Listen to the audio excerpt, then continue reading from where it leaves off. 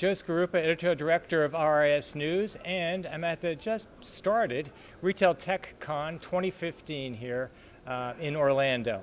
And I'm standing here today with two of the principal speakers for our pre-conference workshop on mobility in retail. And to my right is Greg Buzek, and to my left is Paul Kersse.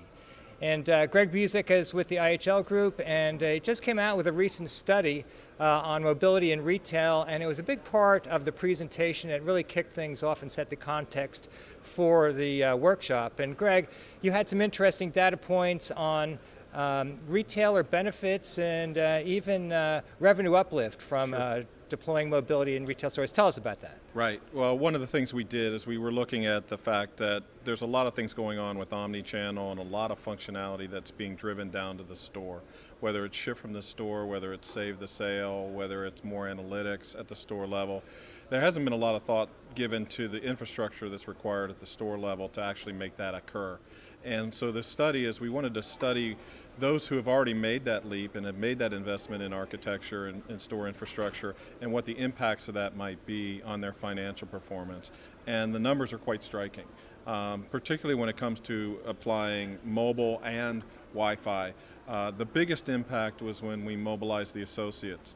When we see Wi-Fi and mobile added for an associate, we're seeing a sales uplift of on average of 4.3% in a specialty store, which is a huge impact. So when you drop that to the bottom line for an average specialty store chain, an $850 million specialty store, that's about $24 million more EBITDA at the end of the year, because they have Wi-Fi and mobile associates than before they did that.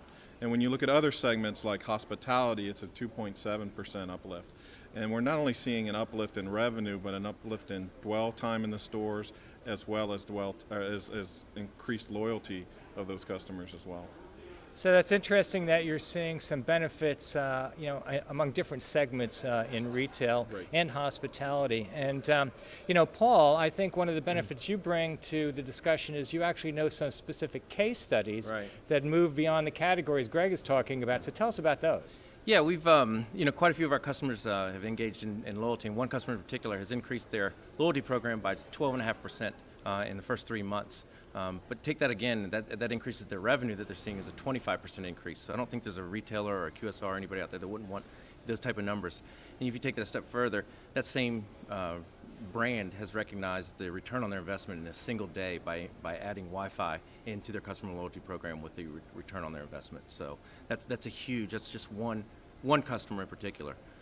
If we take that, another customer where we've done engagement with customers that have been not shown up for greater than 30 days, sending an email. We send 1,000 emails out, and it's 40% of those customers have come back into the store. So we're getting abandoned customers coming back in the store.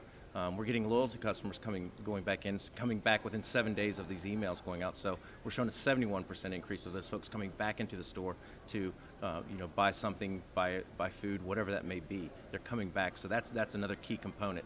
And then you take it even a step further. We've got a small folks down in Texas that will play your favorite song within you walking in. So again, keeping those seats filled, keeping those folks there, buying that second beer. That's important to keep the brand recognized and moving forward. Well, those are great examples, and Greg, that's great data. And that's going to wrap up our interview, which really kicks off Retail Tech Con for 2015. Thanks a lot for being here, guys.